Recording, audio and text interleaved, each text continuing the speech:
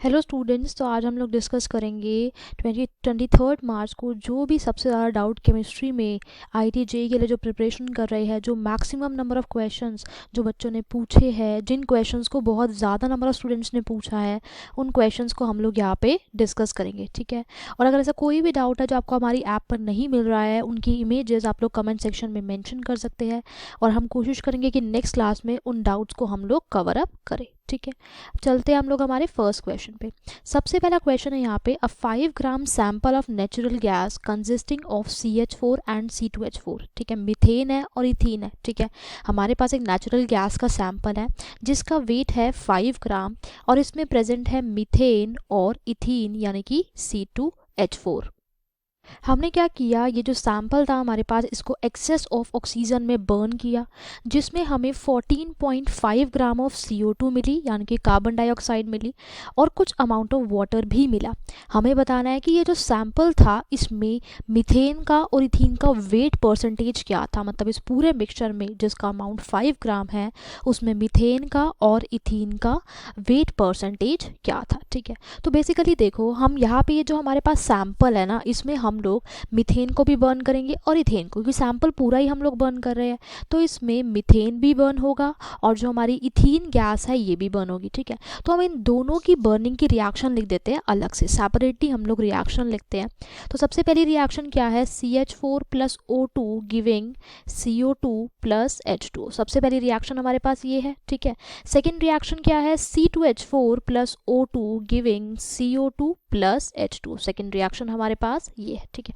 अब हम क्या करते हैं, इन दोनों रिएक्शंस को करते हैं बैलेंस, ठीक है। तो बैलेंसिंग करने के बाद हमारी रिएक्शन आएगी CH4 plus 2O2 giving CO2 plus 2H2।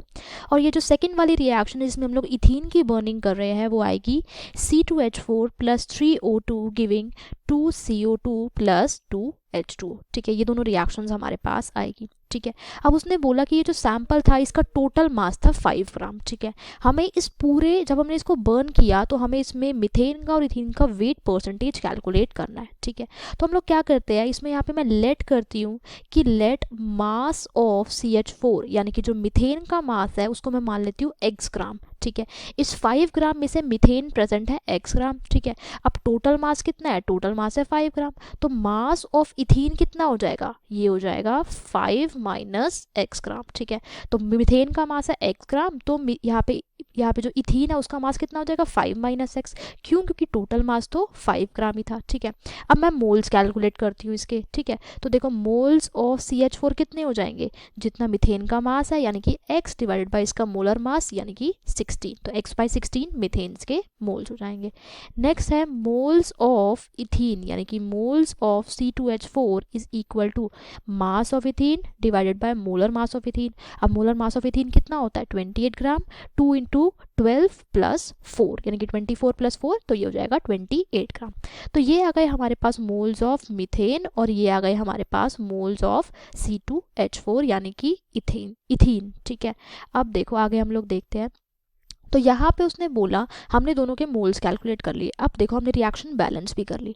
अगर आप बैलेंस रिएक्शन में देखोगे तो आप लोग देखोगे जो 1 मोल CH4 है वो 1 मोल CO2 प्रोड्यूस कर रहा है, ठीक है। लेकिन 1 मोल C2H4 2 moles of CO2 produce कर रहा है ना। तो हम दोनों के अकॉर्डिंग देख लेते हैं। अब CH4 के कितने मोल्स प्रेजेंट है, जो हमारे पास मोल्स ऑफ CH4 है वो है x/16।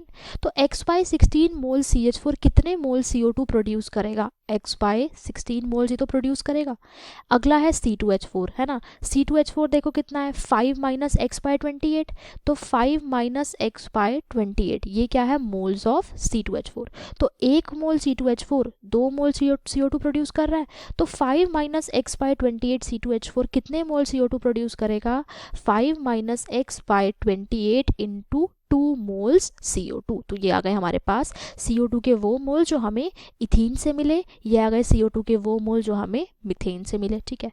तो अगर मुझे total moles of CO2 produce निकालना है, total moles of CO2 produced, total moles of CO2 produced is equal to x by 16 जो मोल्स हमें मिथेन से मिले थे plus 2 into 5 minus x by 28 ये मोल्स हमें इथीन से मिले थे। ठीक है, अब देखो उसने क्वेश्चन में क्या बोला था, उसने क्वेश्चन में बोला था कि हमें 14.5 ग्राम CO2 हमें मिल रहे हैं। ठीक है, तो 14.5 ग्राम CO2 का क्या मतलब है, वहाँ पे हमें मोल्स ऑफ CO2 कितने मिले, जितना हमें मास मिला यानी कि 14.5 डिवाइड बाय मोलर मास यानी कि 44, तो ये हमें मिल गए मोल्स ऑफ CO2। अब ये भी टोटल मोल्स है, ये भी टोटल मोल्स है, बस दोनों को इक्वेट कर देंगे, x की वैल्यू आ जाएगी, है ना। तो इक्वेट करके देखते हैं, x by 16 plus 2 into 5 minus x by 28 it is equal to 14.5 divided by 44। ठीक है,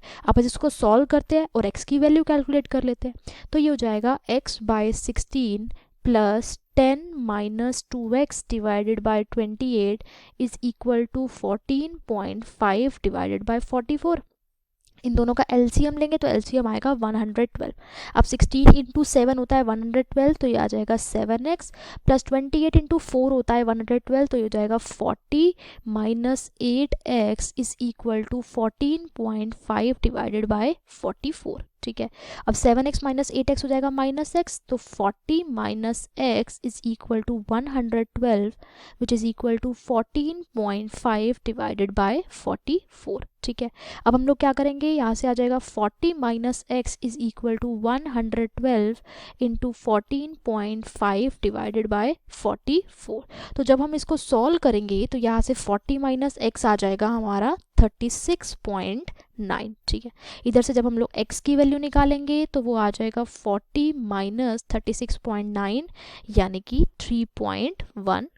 ठीक है, तो ये x क्या था, x हमारे पास था mass of methane in sample. ठीक है, जितना हमारे पास सैंपल में मिथेन का मास था। ठीक है, तो यहाँ पे हमारे पास मास ऑफ इथीन क्या हो जाएगा 5 माइनस 3.1 ग्राम, क्योंकि टोटल मास क्या था हमारे पास 5 ग्राम, है ना, तो ये हो जाएगा 1.9 ग्राम, 1.9 ग्राम। ठीक है, अब हमने दोनों के मासेस तो कैलकुलेट कर लिए। क्वेश्चन में हमें क्या कैलकुलेट करना था, हमें निकालना था wait percentage of CH4 and C2H4 in the mixture. तो वेट परसेंटेज कैसे निकालेंगे, सबसे पहले निकालते हैं हम लोग वेट परसेंटेज ऑफ CH4। ये क्या हो जाएगा, मिथेन का मास, मिथेन का मास कितना है 3.1 डिवाइडेड बाय टोटल मास कितना है 5 इंटू 100, तो ये आ जाएगा हमारा 62%। ठीक है, और अगर हम वेट परसेंटेज ऑफ इथीन निकालेंगे यानी कि C2H4 निकालेंगे तो ये हो जाएगा 1.9 डिवाइडेड बाय 5 इंटू 100 यानी कि 1.9 डिवाइडेड बाय 5 इंटू 100। इसको सॉल्व करेंगे तो ये आ जाएगा 38%, या फिर 100 में से माइनस कर दोगे तो आपके पास इथीन का वेट परसेंटेज आ जाएगा। ठीक है, तो इस तरीके से हम लोग यहाँ पे इनके वेट परसेंटेज को कैलकुलेट कर सकते हैं। ठीक है, नेक्स्ट क्वेश्चन पे चलते हैं हम लोग। नेक्स्ट क्वेश्चन है हमारे पास ये। ठीक है, इसमें हमें देखो यहाँ पे हमें दिया है CH3 CH2 C triple bond CH, यानी कि ये है हमारे पास ब्यूट 1 आयन। ठीक है, हम लोग ब्यूट 1 आयन को कन्वर्ट कर रहे हैं ब्यूट 2 आयन में, किसमें, ब्यूट 2 आयन में। अब ब्यूट 1 आयन को भी हम लोग 2 आयन में कन्वर्ट कर सकते हैं और ब्यूट 2 आयन को भी 1 आयन में कन्वर्ट कर सकते हैं। अब कैसे कन्वर्ट होंगे ये दोनों, उनके लिए हमें प्रॉपर बताना है कि किस तरीके से हम लोग ब्यूट 1 आयन को ब्यूट 2 आयन में कन्वर्ट कर सकते हैं और उसके बाद ब्यूट 2 आयन को ब्यूट 1 आयन में कन्वर्ट कर सकते हैं। तो दोनों प्रोसेसेस हमें देखने हैं, दोनों एक एक करके हम लोग डिस्कस करेंगे। तो सबसे पहला है कि हमें ब्यूट 1 आयन यानी कि CH3 CH2 C triple bond CH but 1 yne को कन्वर्ट करना है ब्यूट 2 आयन में, CH3 C triple bond C CH3 but 1 yne को कन्वर्ट करना है ब्यूट 2 आयन में। तो कैसे करेंगे, देखो सबसे पहले हम लोग क्या करेंगे, ये जो हमारे पास ब्यूट 1 आयन है इसको हम लोग डालेंगे HBr में। ठीक है, जब हम लोग इसमें HBr डालेंगे तो मार्कोनिकोव रूल के अकॉर्डिंग एडिशन होगी और इसमें जो मेरा नेगेटिव पार्ट है यानी कि जो मेरा Br माइनस है वो चला जाएगा इस वाली कार्बन पे, जो हमारी मोर सब्स्टिट्यूटेड कार्बन होगी उस पे। ठीक है, तो क्या बन जाएगा, ये बन जाएगा CH3 CH2 C Br double bond CH2, ये बन जाएगा। ठीक है, तो ये बन गया। अब हम क्या करेंगे, इसकी रिडक्शन करेंगे। ठीक है, हम क्या करेंगे, रिडक्शन करेंगे, hydrogen in the presence of निकल, PDPT, जो हमारे कैटलिस्ट होते हैं, तो होगा क्या, ये जो एल्कीन है ये रिड्यूस होके एल्केन बना देगा और क्या बन जाएगा, CH3 CH2 CH CH3 और ये Br एज इट इज़। ठीक है, इस तरीके से फॉर्मेशन हो जाएगी इसकी। अब हम क्या करेंगे, ये जो मेरा 2 ब्रोमोब्यूटेन बना, इसमें मैं ऐड करूँगी अल्कोहलिक KOH, बहुत ही स्ट्रॉन्ग बेस है। ये अल्कोहलिक KOH क्या करेगा, ये जो मेरा 2 ब्रोमो एल्केन है इसमें से HBr को एलिमिनेट करा देगा। ठीक है, इसमें से HBr को एलिमिनेट करा देगा। देखो जैसे ये मेरी हाइड्रोजन प्रेजेंट है, तो ये बहुत स्ट्रॉन्ग बेस है, इस हाइड्रोजन को ले जाएगा। जब ये इस हाइड्रोजन को लेके जाएगा तो इस कार्बन पे आएगा नेगेटिव चार्ज, वो नेगेटिव चार्ज के इलेक्ट्रॉन पाई बॉन्ड की फॉर्म में ट्रांसफर हो जाएंगे और यहाँ से मेरा Br निकल जाएगा। यानी कि एक तरीके से मेरे पास एल्कीन की फॉर्मेशन हो जाएगी, तो बन जाएगा मेरा ब्यूट 2इन CH3 C double bond C CH3 but 2इन। अब मैं क्या करूँगी, इस ब्यूट 2इन में ऐड करती हूँ Br2 in the presence of CCl4। तो जब मैं इसमें Br2 in the presence of CCl4 में ऐड करूँगी तो ये मेरा पाई बॉन्ड टूट जाएगा और दोनों जगह पे लग जाएगा ब्रोमीन। तो क्या बन जाएगा, CH3 CBr single bond C Br और इधर क्या आ जाएगा मेरा CH3। ठीक है, अब मैं क्या करूँगी, इसमें फिर से अल्कोहलिक KOH डालूंगी। अगर मैं इसमें फिर से अल्कोहलिक KOH डालूंगी तो फिर से होगा क्या, एक HBr का एलिमिनेशन होगा, एक जगह से जाएगी हाइड्रोजन और दूसरी जगह से जाएगा Br और बन जाएगा एल्कीन।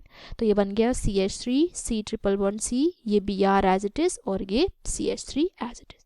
अब मैं इसमें फिर से ऐड करती हूँ अल्कोहलिक KOH। ठीक है, अल्कोहलिक KOH, तो होगा क्या, ये इधर चला जाएगा, ये Br इधर से निकल जाएगा और बीच में फिर से एक पाई बॉन्ड बन जाएगा, यानी कि CH3 C triple bond C CH3। ये हमारा क्या बन गया, ये बन गया ब्यूट 2 आइन। तो हमने क्या किया, ब्यूट 1 आइन से ब्यूट 2 आइन को कन्वर्ट कर लिया, यही तो हमें चाहिए था।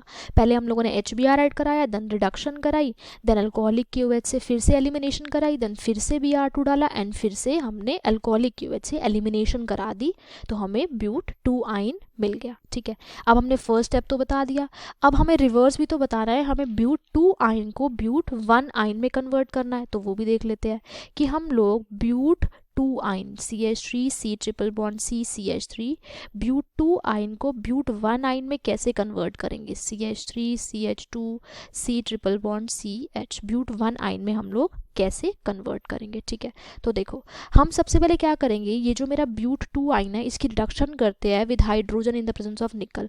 तो ये क्या कराएगा, सिन एडिशन कराएगा और इस ब्यूट 2 आइन को सिस ब्यूट 2 इन में कन्वर्ट कर देगा। Basically hydrogen in the presence of nickel syn addition करवाता है, सिन एडिशन करवाता है। ठीक है, तो इसमें कन्वर्ट कर देगा ब्यूट 2 इन में। ठीक है, अब हम लोग क्या करते हैं, इस ब्यूट 2 इन में ऐड करते हैं 2 मॉलिक्यूल ऑफ NBS। NBS मतलब N ब्रोमोसक्सीनामाइड।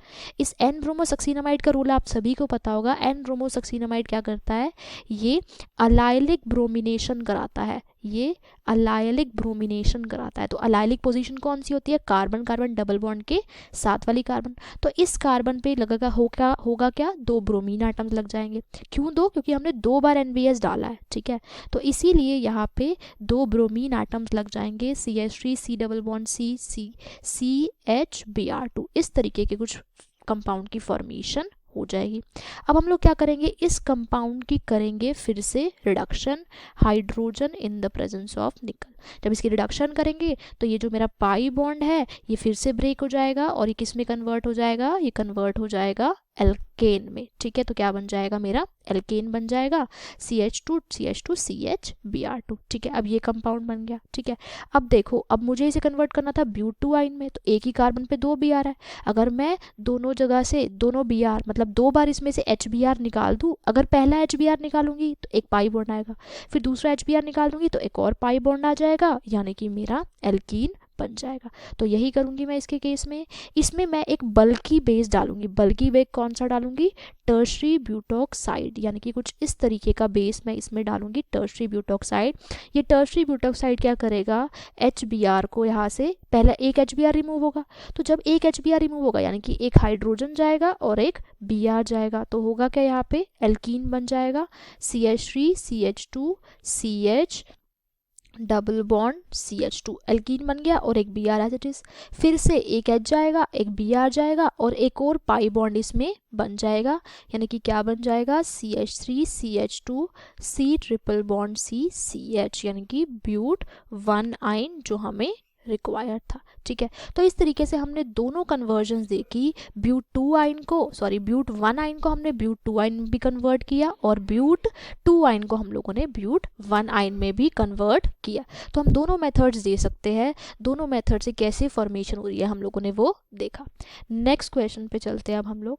नेक्स्ट क्वेश्चन है for a linear plot of log x by m versus log p।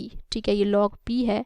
In a Freundlich adsorption isotherm which of the following statement is correct. Freundlich adsorption isotherm ने basically क्या किया था, pressure के साथ जितना amount of substance adsorb हो रहा था उसके लिए उसने एक इक्वेशन दी थी और उस इक्वेशन के बेसिस पे उसने एक्सप्लेन करने की कोशिश करी थी उस ट्रेंड को कि लो प्रेशर पे एड्सॉर्प्शन कैसे होगा, कितना होगा, हाई प्रेशर पे कितना होगा, मॉडरेट प्रेशर पे कितना होगा। तो उसने एक इक्वेशन दी थी, वो इक्वेशन थी x by m is equal to k p to the power 1 by m। वो बोल रहा है कि ये जो फ्रेंडलिट एड्सॉर्प्शन आइसोथर्म की इक्वेशन थी इसमें विच of the following statement is correct, कौन सी स्टेटमेंट करेक्ट है। ठीक है, बेसिकली इसमें k और n क्या होते हैं, ये कॉन्स्टेंट्स होते हैं। तो स्टेटमेंट्स में वो क्या बोल रहा है कि इसमें 1 by n इंटरसेप्ट, जब हम ग्राफ ड्रॉ करेंगे, जब हम लोग ग्राफ ड्रॉ करेंगे और ग्राफ किसके बीच में ड्रॉ करेंगे, log x by m के और log p के, तो उसमें 1 by n इंटरसेप्ट होगी या फिर 1 by n स्लोप होगी या फिर log 1 by n इंटरसेप्ट होगी या फिर k और 1 by n दोनों ही स्लोप होगी। ठीक है, तो हमें इसमें से करेक्ट ऑप्शन बताना है। ठीक है, तो सबसे पहले देखो हमारे पास इक्वेशन क्या है, x by m is equal to k p to the power 1 by m। मैं क्या करती हूँ, इसका log लेती हूँ, तो log लेने पर क्या बन जाएगा, log of x by m is equal to log of k plus 1 by n log of p। ठीक है, ये इक्वेशन है। अब हम लोग ग्राफ किसके बीच में ड्रॉ कर रहे हैं, ग्राफ हम लोग ड्रॉ कर रहे हैं log x by m की वर्सेस log p के। ठीक है, तो हमारे पास y ये है और x ये है। इक्वेशन क्या होती है, इक्वेशन होती है y is equal to m x plus c, जिसमें m हमारी होती है स्लोप और c हमारा होता है इंटरसेप्ट। क्या होता है, इंटरसेप्ट। तो बेसिकली यहाँ पे ये क्या हो जाएगा हमारा m और यहाँ पे c क्या हो जाएगा हमारा log k, यानी कि यहाँ पे हमारी स्लोप क्या है, स्लोप है हमारी 1 by n और इंटरसेप्ट क्या है हमारा log k। ठीक है, अब अपने ऑप्शंस में देखते हैं। ऑप्शन ए है कि 1 by n इंटरसेप्ट होगा, ये इनकरेक्ट है क्योंकि इंटरसेप्ट क्या है log k। ऑप्शन बी है 1 by n inter appears as slope, तो ये हमारा करेक्ट ऑप्शन है क्योंकि 1 by n क्या है स्लोप। नेक्स्ट है कि log 1 by n इंटरसेप्ट होगा, ये भी इनकरेक्ट है। उसके बाद है दोनों k और 1 by n स्लोप होगी, ये भी इनकरेक्ट है। तो हमारा आंसर है ऑप्शन नंबर बी। ठीक है, नेक्स्ट क्वेश्चन पे चलते हैं। नेक्स्ट क्वेश्चन है कि when H2O2 is added to acidified ferrous sulphate solution, तो क्या होता है, electrons are gained by Fe2+, electrons are lost by Fe2+, no loss और गेन ऑफ इलेक्ट्रॉन, या फिर आयरन हाइड्रोक्साइड प्रेसिपिटेट हो जाएगा। तो इसके लिए हमें रिएक्शन पता होनी चाहिए। अगर हमें रिएक्शन पता है तो ईजिली हम लोग देख सकते हैं कि कहाँ पे रिडक्शन हो रही है, कहाँ पे ऑक्सीडेशन हो रही है, फिर उसी अकॉर्डिंग हम लोग इसमें बता सकते हैं। ठीक है, तो देखो सबसे पहला है कि when H2O2 is added to acidified ferrous sulphate solution, तो रिएक्शन देखते हैं क्या होती है जब हम लोग फेरस सल्फेट में क्या प्रेजेंट होंगे, Fe2+ आयन प्रेजेंट होंगे। फेरस सल्फेट का यही तो मतलब है, FeSO4। ठीक है, तो बेसिकली इसमें Fe2+ आयन्स प्रेजेंट होंगे। तो जब हम लोग इसमें ऐड करते हैं, एसिडिफाइड सॉल्यूशन है, एसिडिफाइड सॉल्यूशन का मतलब है यहाँ पे हमारे H+ आयन भी प्रेजेंट है। इसमें हमने क्या किया, H2O2 को ऐड किया। तो जब ऐसा होता है, जब हम लोग Fe2+ आयन्स एसिडिक मीडियम में प्रेजेंट होते हैं उसमें H2O2 डालते हैं, तो ये H2O2 एक ऑक्सीडाइजिंग एजेंट की तरह काम करता है। ऑक्सीडाइजिंग एजेंट मतलब ये क्या करेगा, Fe2+ को ऑक्सीडाइज कर देगा Fe3+ में और खुद रिड्यूस हो जाता है वाटर में, खुद रिड्यूस हो जाएगा वाटर में। अगर मैं बैलेंसिंग करूँ तो यहाँ आ जाएगा 2Fe2+ plus 2H plus H2O2 giving 2Fe3+ plus 2 water. इस तरीके से ये रिएक्शन हमारी हो जाएगी, है ना। तो बेसिकली देखो होगा, हो क्या रहा है इस रिएक्शन में, Fe2+ ऑक्सीडाइज हो रहा है किसमें, Fe3+ में। अब ऑक्सीडेशन का क्या मतलब है, लॉस ऑफ इलेक्ट्रॉन, यानी कि इलेक्ट्रॉन्स को Fe2+ लॉस कर रहा है, electrons are lost by Fe2। Fe2+, ठीक है। तो वो ऑप्शंस में देखो, ऑप्शन ए है electrons are gained by Fe2+, लेकिन Fe2+ की तो ऑक्सीडेशन हो रही है, तो ये ऑप्शन इनकरेक्ट है। ऑप्शन बी है electrons are lost by Fe2+, यानी कि ये हमारा करेक्ट ऑप्शन है। नो लॉस और गेन, ये भी इनकरेक्ट है। ऑप्शन डी है आयरन हाइड्रोक्साइड प्रेसिपिटेट हो जाएगा, तो ये भी हमारा इनकरेक्ट है। तो ऑप्शन नंबर बी हमारा करेक्ट ऑप्शन है, ठीक है। नेक्स्ट क्वेश्चन पे चलते हैं। नेक्स्ट क्वेश्चन है कि a sulphate of metal A on heating involves two gases B and सी।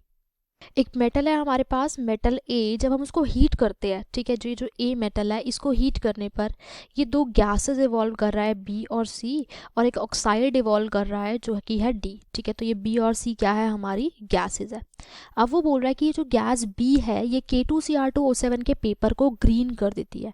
मतलब जब बी की रिएक्शन हम लोग K2Cr2O7 के साथ कराते हैं तो इस K2Cr2O7 पोटेशियम डाइक्रोमेट का पेपर ग्रीन हो जाता है, ठीक है। मतलब क्या है इसका, देखो K2Cr2O7 वैसे हमारा बेसिकली होता है ऑरेंज कलर का, ठीक है, लेकिन जब K2Cr2O7 की रिडक्शन होती है ये क्रोमियम 3+ में चेंज हो जाता है तो ये ग्रीन कलर का होता है, क्रोमियम 3+। मतलब कि ये जो बी है ना, ये बी क्या है, ये एक रिड्यूसिंग एजेंट है। ये जो बी गैस है ये एक रिड्यूसिंग एजेंट है, तभी तो ये K2Cr2O7 को ग्रीन टर्न कर रही है, ठीक है। तो एक तो पॉइंट हमें ये मिला। नेक्स्ट है कि while gas C forms a trimer in which there is no SS bond, और ये जो गैस सी है ये ट्राइमर फॉर्म कर रही है, और ऐसा ट्राइमर जिसमें कोई भी SS बॉन्ड प्रेजेंट नहीं है, मतलब डाइसल्फाइड बॉन्ड प्रेजेंट नहीं है, ठीक है। नेक्स्ट है कि compound D with concentrated HCl forms a Lewis acid E which exist in a dimer, ठीक है। उसके बाद ये जो मेरा ऑक्साइड था डी, जब इसकी रिएक्शन हम लोगों ने कराई HCl के साथ तो एक लुइस एसिड प्रोड्यूस हुआ, एक लुइस एसिड प्रोड्यूस हुआ जो कि डाइमर बना लेता है। हमें बताना है कि ABCDE कंपाउंड्स क्या है, ठीक है। तो देखो एक पॉइंट हमें ये पता लगा कि ये जो बी है ना ये एक रिड्यूसिंग एजेंट है और ये गैस है। तो ऐसी गैस हमारी होती है बेसिकली SO2, ठीक है। SO2 रिड्यूसिंग एजेंट होता है, पोटेशियम डाइक्रोमेट को ये रिड्यूस कर देता है और खुद ऑक्सीडाइज हो जाता है SO4 2- में, ठीक है। एक तो ये पॉइंट यहाँ से मिला। और ऐसी गैस जो ट्राइमर फॉर्म कर लेती है जिसमें कोई भी सल्फर सल्फर बॉन्ड नहीं होते, वो गैस है हमारी SO3। कैसे फॉर्म करती है ट्राइमर, अभी मैं उसके बारे में डिस्कस करूंगी, ठीक है। और डी हमारा क्या है, एक ऑक्साइड है जो HCl के साथ रिएक्ट करके लुइस एसिड बना रहा है, ठीक है। तो लुइस एसिड कौन से होते हैं हमारे, या तो हमारा एल्यूमिनियम क्लोराइड होगा, या फिर ZnCl2 होगा, या फिर FeCl3 होगा, ये सारे ही तो हमारे लुइस एसिड्स होते हैं, है ना। लेकिन जब हमारे एल्युमिनियम सल्फेट को जब हम लोग हीट करेंगे तो डिफरेंट रिएक्शंस होती है, जब जिंक सल्फेट को हीट करेंगे तो डिफरेंट रिएक्शंस होती है। तो इन सभी में से, इन सभी के सल्फेट्स में से बेसिकली आयरन सल्फेट ही ऐसा सल्फेट है जो इन सारी रिएक्शंस को शो करता है। आयरन सल्फेट जो है, क्योंकि देखो अभी बताऊंगी कैसे ये सारी रिएक्शंस को शो करता है, एक एक करके हम लोग रिएक्शन देखते हैं, ठीक है। बेसिकली इस लुइस एसिड वाली प्रॉपर्टी से हमें पता लगा कि हमारे पास एल्युमिनियम हो सकता है, जिंक हो सकता है, आयरन हो सकता है, ठीक है। और उसके बाद अगर आयरन सल्फेट है उसमें से SO2 रिलीज होती है हीट करने पर, जो पोटेशियम डाइक्रोमेट को ग्रीन कर सकती है, और आयरन सल्फेट को हीट करने पर SO3 भी रिलीज होती है जो कि ट्राइमर फॉर्म करता है। इन्हीं सब ऑब्जर्वेशंस के थ्रू हमें पता चला कि ये जो हमारा सल्फेट है मेटल का, वो कौन सा सल्फेट है, वो आयरन सल्फेट है, ठीक है। तो देखो a sulphate of metal A on heating involve two gases B and C, ठीक है। तो हम रिएक्शंस देखते हैं एक एक करके। सबसे पहला है आयरन सल्फेट। तो जब हम लोग आयरन सल्फेट को हीट करते हैं तो बनता है Fe2O3 आयरन ऑक्साइड, साथ में निकलती है SO2 gas plus SO3 gas. अगर मैं बैलेंस देखूँ रिएक्शन तो यहाँ पे आ जाएगा 2FeSO4, ठीक है। तो हीट करने पर हमें एक ऑक्साइड मिल रहा था, तो ये ऑक्साइड क्या है हमारा डी। एक गैस मिल रही थी, एक गैस थी बी और एक गैस थी सी, तो बी है हमारी SO2 गैस और सी है हमारी SO3 गैस। अब उसने बोला था कि जो बी होता है वो K2Cr2O7 को ग्रीन कर देता है, तो बिल्कुल सही है। जब हम लोग K2Cr2O7 की रिएक्शन कराएंगे बी गैस यानी कि SO2 गैस के साथ, तो होगा क्या, ये SO2 एक रिड्यूसिंग एजेंट होता है। ये K2Cr2O7 जो कि ऑरेंज कलर का होता है इसको रिड्यूस कर देता है क्रोमियम 3+ में, ठीक है, और ये खुद ऑक्सीडाइज हो जाता है SO4 2- में, ठीक है। तो जब इन दोनों की रिएक्शंस होगी बेसिकली, तो हमें प्रोडक्ट क्या मिलेगा, प्रोडक्ट हमें मिलेगा K2SO4, ठीक है, हमें सल्फेट आयंस मिलेंगे प्लस Cr2SO4 होल थ्राइस, ठीक है, साथ में हमें मिलेगा वाटर। इस Cr2SO4 होल थ्राइस में हमारे पास जो क्रोमियम की ऑक्सीडेशन स्टेट है वो है क्रोमियम 3+। क्या है, क्रोमियम 3+, जो कि ग्रीन कलर का होता है, ठीक है। तो इस रिएक्शन से हमें पता लग रहा है कि जो हमारी गैस बी है K2Cr2O7 को वो रिड्यूस कर देती है क्रोमियम 3+ में और खुद ऑक्सीडाइज हो जाती है सल्फेट आयंस में, ठीक है। अब उसने बोला था कि ये जो गैस सी है हमारी, गैस सी क्या है, SO3, ये एक ट्राइमर फॉर्म कर लेती है, ठीक है, जिसमें SS बॉन्ड यानी कि डाइसल्फाइड लिंकेजेस नहीं होते। तो बिल्कुल सही स्टेटमेंट है। ये जो हमारी प्योर SO3 गैस होती है, सल्फर ट्राइऑक्साइड गैस, ये कंडेंस हो जाती है, ये गैस कंडेंस हो जाती है और ट्राइमर फॉर्म कर लेती है। इस ट्राइमर को हम लोग बोलते हैं गामा SO3। क्या बोलते हैं, गामा SO3। इसका स्ट्रक्चर मैं आपको दिखाती हूँ, उससे आपको क्लियर हो जाएगा कि क्यों ये गैस में SS बॉन्ड प्रेजेंट नहीं होते। तो इसकी जो ट्राइमर जब ये फॉर्म करती है तो इसका स्ट्रक्चर कुछ इस तरीके का होता है, इधर ऑक्सीजन, ये sulphur, double bond O, double bond O, इधर oxygen, sulphur, double bond O, double bond O, इधर यहाँ पे आ जाएगा हमारा यहाँ पे आ जाएगा, फिर से एक सेकेंड मैं दोबारा ड्रॉ करती हूँ इसका स्ट्रक्चर। तो देखो इसका स्ट्रक्चर कुछ इस तरीके का होगा, S double bond O, double bond O, S double bond O, double bond O, उसके बाद S double bond O, double bond O, ठीक है। इन दोनों के बीच में एक ऑक्सीजन प्रेजेंट होगा, इन दोनों के बीच में एक ऑक्सीजन प्रेजेंट होगा और इन दोनों के बीच में एक ऑक्सीजन प्रेजेंट होगा। तो इस तरीके के ट्राइमर को फॉर्म करती है SO3, जिसको हम लोग गामा SO3 भी बोलते हैं, और इसमें किसी तरह की कोई भी SS बॉन्ड प्रेजेंट नहीं है, यानी कि जो हमारी सी गैस है वो बिल्कुल हमने सही बताई है।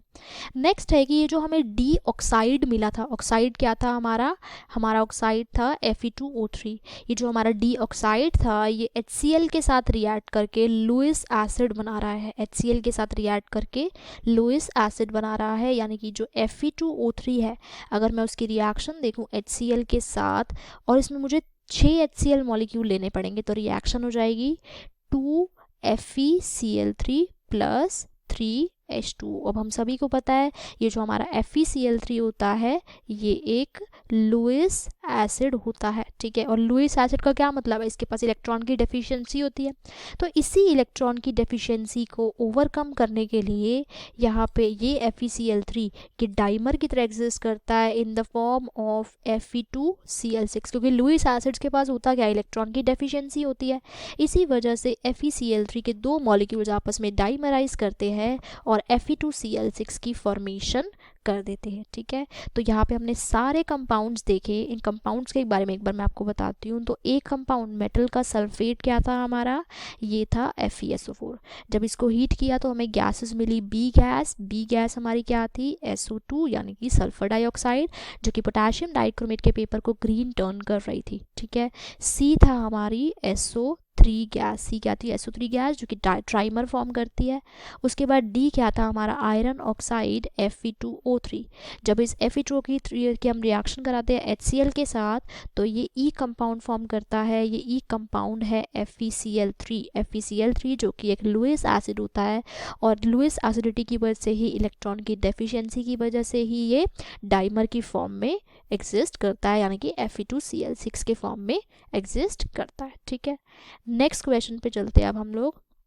नेक्स्ट क्वेश्चन है कि the major product of the following reaction is, हमें ये रिएक्शन गिवन है, इस रिएक्शन का हमें मेजर प्रोडक्ट बताना है, ठीक है। तो सबसे पहले देख लेते हैं क्या होगा इस रिएक्शन में। देखो बेसिकली इस रिएक्शन में ना हमें एक अल्काइल हैलाइड गिवन है, और ये अल्काइल हैलाइड कैसा है, ये एक टर्शरी अल्काइल हैलाइड है, ठीक है।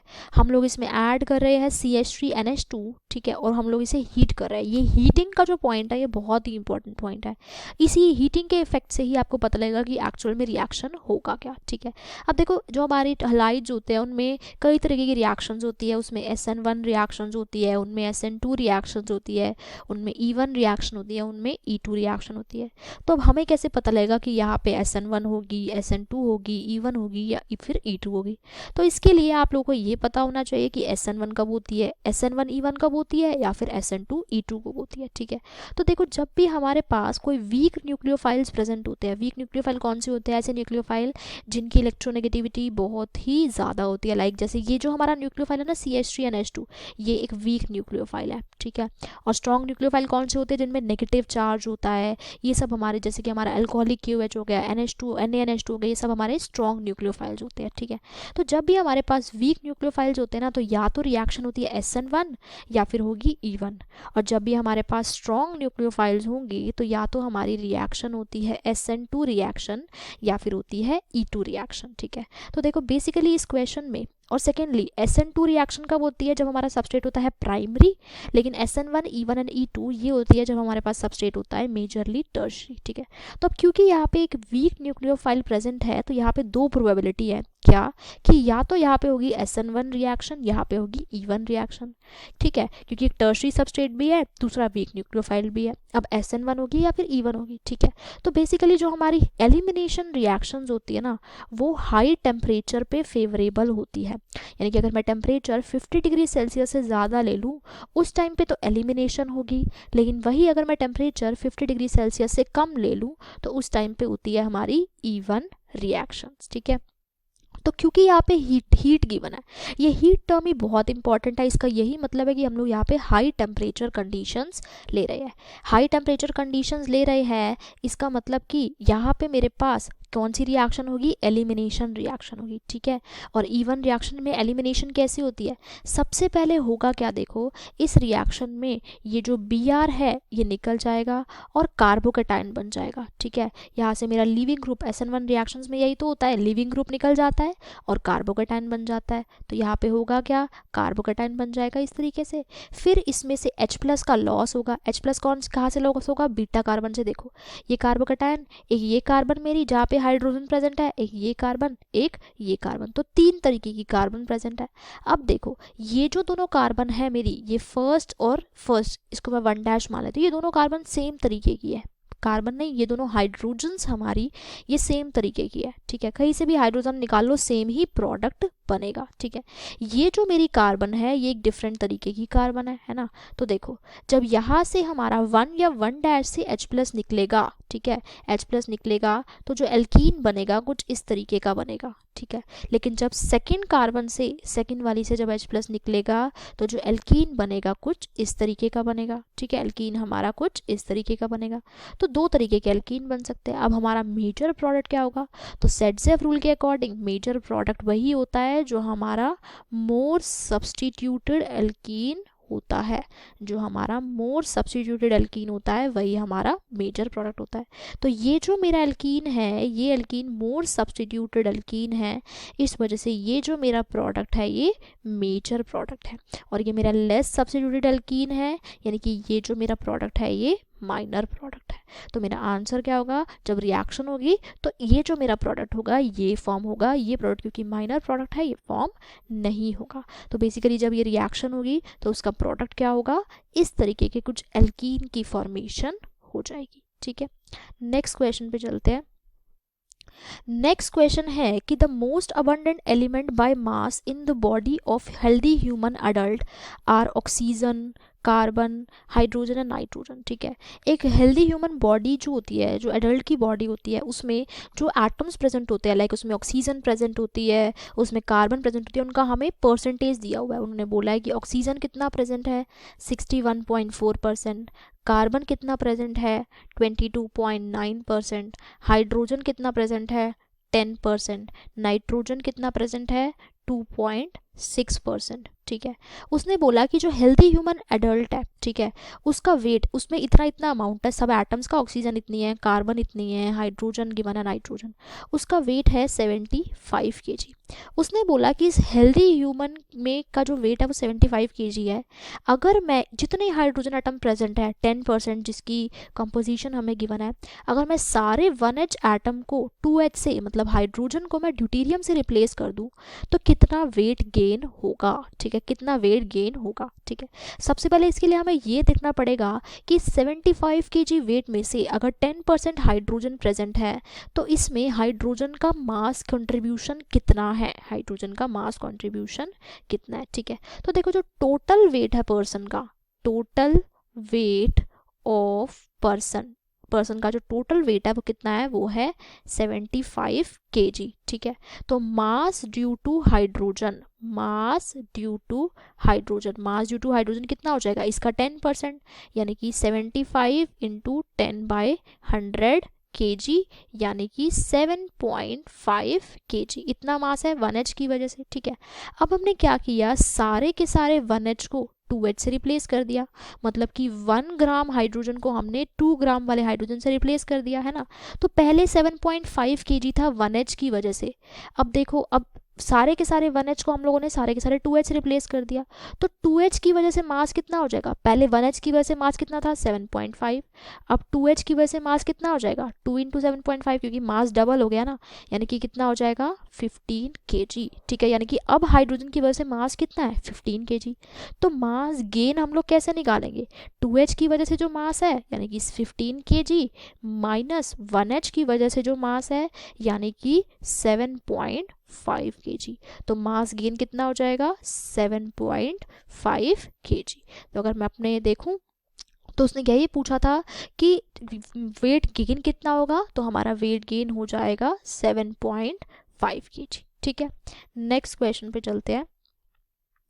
नेक्स्ट क्वेश्चन है कि a compound with molecular formula C8H18O4, एक कंपाउंड है जिसका मॉलिक्यूलर फॉर्मूला है C8H18O4, it does not gives litmus test, ये लिटमस टेस्ट नहीं देता, ना ही वो 2,4-DNP के साथ कलर शो करता है, मतलब कि इसमें कोई भी कार्बोनिल ग्रुप तो प्रेजेंट ही नहीं है, ना एल्डिहाइड है ना कीटोन है, तभी तो ये 2,4-DNP के साथ कलर नहीं दे रहा, अगर होता तो वो 2,4-DNP के साथ ऑरेंज कलर की पीपीटी बना लेता। अब वो बोल रहा है कि अगर हम इसकी रिएक्शन कराए एक्सेस ऑफ CH3COCl के साथ, CH3 डबल बॉन्ड OCl के साथ, तो वो एक कंपाउंड दे रहा है, सपोज करती हूँ मैं, ये जो कंपाउंड है ये कंपाउंड B दे रहा है, इसकी वेपर डेंसिटी गिवन है हमें 131, ठीक है, वेपर डेंसिटी गिवन है 131। वो पूछ रहा है कि जो कंपाउंड A था इसमें कितने number of OH groups present है, इसमें कितने नंबर ऑफ OH ग्रुप यानी कि हाइड्रोक्सिल ग्रुप इसके केस में प्रेजेंट है, ठीक है। तो देखो हमें इन दोनों का इसका मॉलिक्यूलर मास हम लोग निकाल सकते हैं A का, B की हमें वेपर डेंसिटी पता है, वेपर डेंसिटी से हम लोग मॉलिक्यूलर मास निकाल सकते हैं। तो पहले हम लोग दोनों के मॉलिक्यूलर मासेस निकाल के देखते हैं, ठीक है। तो देखो मॉलिक्यूलर मास ऑफ C8H18O4 क्या हो जाएगा, 8 इंटू 12 जो कार्बन का मास होता है प्लस 18 प्लस 16 इंटू 4, तो इससे मॉलिक्यूलर मास आ जाएगा इसका 178। तो जो C8H18O4 है इसका मॉलिक्यूलर मास कितना होगा 178। अब जो B कंपाउंड मिला मुझे, जो मैंने असाइलेशन के बाद CH3COCl के बाद, उसका मॉलिक्यूलर मास कैसे निकालूंगी, mass of B, vapour density पता है हमें, मॉलिक्यूलर मास क्या होता है वेपर डेंसिटी डिवाइडेड बाय 2, ठीक है। वेपर डेंसिटी हमारा जो वेपर डेंसिटी होती है वो होती है मॉलिक्यूलर मास डिवाइडेड बाय 2, तो यहाँ से मॉलिक्यूलर मास हो जाएगा 2 इंटू वेपर डेंसिटी, यानी कि 2 इंटू वेपर डेंसिटी है 131, तो ये हो जाएगा 262, ठीक है। तो जो B का मॉलिक्यूलर मास है वो कितना आया 262, ठीक है। तो देखो जो A कंपाउंड था ना उसका मास था 178, ठीक है। जब हमने इसकी असाइलेशन कराई विद CH3COCl तो जो मास मिला कंपाउंड B का वो था 262, ठीक है। तो बेसिकली हमें बताना क्या था, हमें ये बताना था कि इसमें कितने number of OH groups present होंगे, ठीक है। तो देखो रिएक्शन अगर मैं देखूं तो रिएक्शन में होगा क्या, ये जो मेरे अल्कोहलिक ग्रुप होंगे ये इस CH3COCl के साथ जब रिएक्ट करेंगे तो क्या होगा, यहाँ पे बन जाएगा OCOCH3, असाइलेशन हो जाएगी और HCl निकल जाएगा, ठीक है, असाइलेशन हो जाएगी और HCl निकल जाएगा, है ना। तो देखो बेसिकली यहाँ पे अगर मैं देखूँ तो वेट गेन कितना होगा, इस एक हाइड्रोजन की जगह ये ग्रुप लग रहा है CH3CO CH3, तो मतलब कि एक CH3CO जितना तो वेट गेन हो रहा है और एक हाइड्रोजन का वेट भी कम हो रहा है ना। जितने नंबर ऑफ OH ग्रुप्स होंगे, जितने नंबर ऑफ OH ग्रुप्स होंगे उतनी OH ग्रुप्स में हाइड्रोजन की जगह लग जाएगा CH3CO ग्रुप, ठीक है। तो बेसिकली हमारे यहाँ पे अगर मैं ओवरऑल वेट, अगर मैं ओवरऑल मास गेन देखूँ तो वो किसके इक्वल होगा, CH2CO के, यानी कि इतना मास गेन इसमें हो रहा है क्योंकि एक हाइड्रोजन जा रहा है और उसको ये रिप्लेस कर रहा है, तो 2 कार्बन का मास गेन हो रहा है, एक ऑक्सीजन का गेन हो रहा है और 2 हाइड्रोजन का गेन हो रहा है। 2 हाइड्रोजन का क्यों गेन हो रहा है, क्योंकि एक हाइड्रोजन हट भी तो रही है, तो इसी वजह से 3 की जगह 2 हाइड्रोजन का मास गेन हो रहा है, यानी कि कितनी हाइड्रोजन का कितना मास गेन हो रहा है, टोटल C2H2O इतना मास गेन हो रहा है, ठीक है। तो अब ये मास कितना होगा, ये मास होगा 42 ग्राम, ठीक है। तो अगर एक OH है, ठीक है, अगर एक OH है, एक OH की असाइलेशन हो रही है तो 42 ग्राम मास गेन हो रहा है, ठीक है। अब देखते हैं कि कितना मास हमारा ओवरऑल गेन हुआ, ठीक है।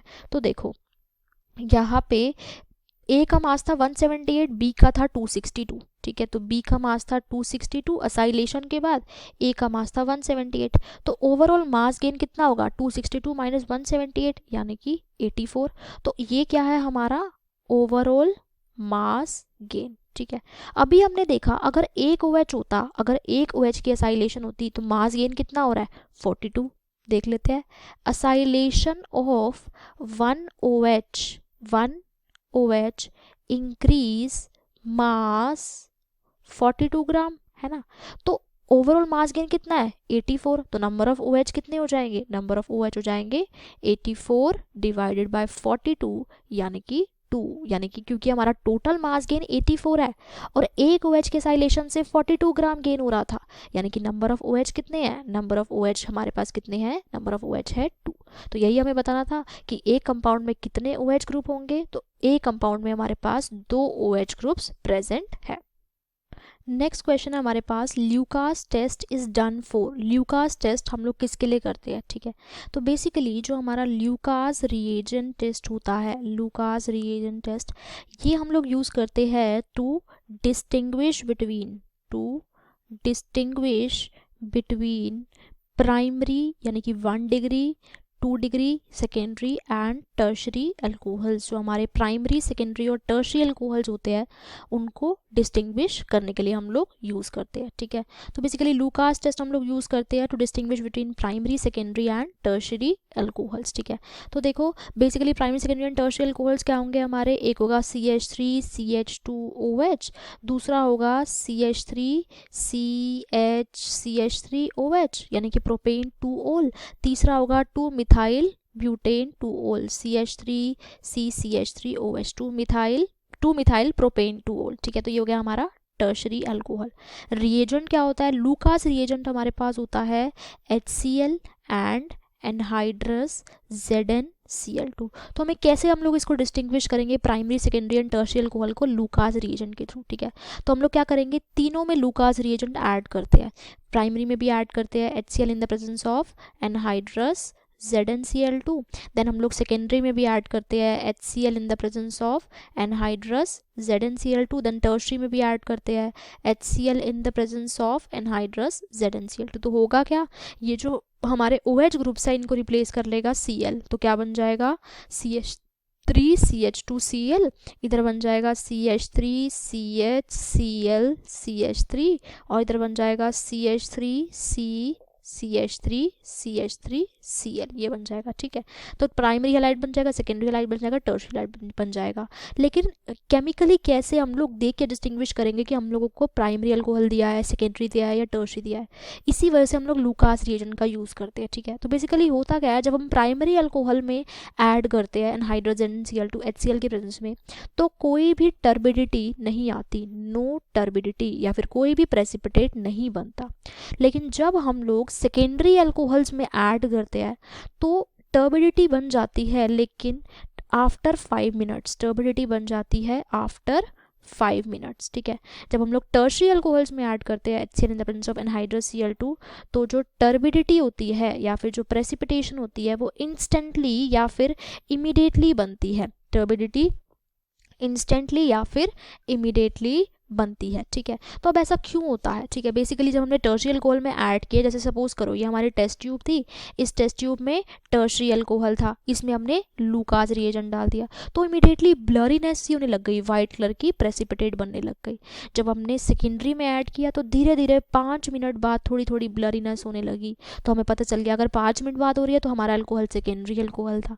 जब प्राइमरी अल्कोहल में हमने डाला तो हमारा सॉल्यूशन बिल्कुल क्लियर सॉल्यूशन था, उसमें कोई भी टर्बिडिटी हमें नहीं मिली, ठीक है। तो इसी तरीके से हम लोग अपनी फिजिकल ऑब्जर्वेशन से प्राइमरी, सेकेंडरी और टर्शियरी अल्कोहल्स को डिस्टिंग्विश कर सकते हैं यूजिंग लूकास रिएजेंट। अब ऐसा क्यों होता है उसका भी रीज़न है।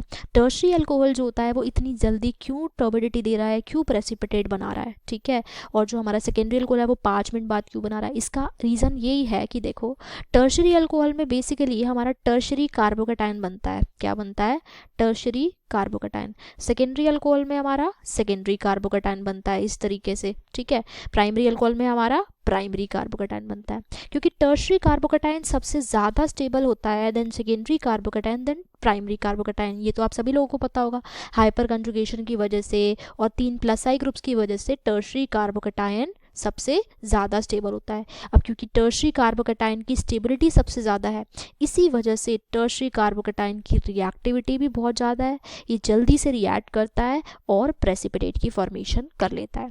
इसके बाद सेकेंडरी कार्बोकेटायन स्टेबल होता है, तो फिर हमारा जो सेकेंडरी कार्बोकेटायन है वो फर्दर रिएक्ट करता है और 5 मिनट्स के बाद प्रेसिपिटेट देता है। देन हमारा प्राइमरी कार्बोकेटायन वो लीस्ट स्टेबल होता है और वो सबसे सबसे सबसे लीस्ट स्टेबिलिटी वाला जो कार्बोकेटायन है, इसलिए सबसे धीरे से रिएक्ट करता है और वो प्रेसिपिटेट यानी कि टर्बिडिटी देता ही नहीं है।